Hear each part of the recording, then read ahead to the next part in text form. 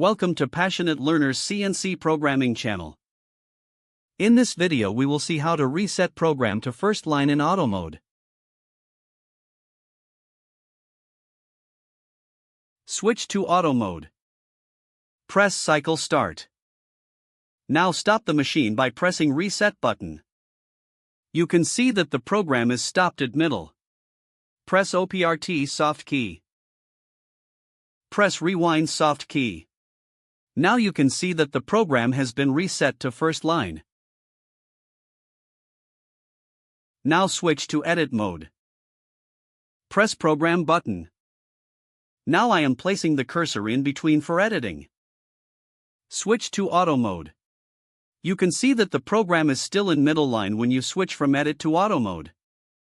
Press OPRT soft key. Press rewind soft key so that program will move to first line. Now you can see that the program has been reset to first line.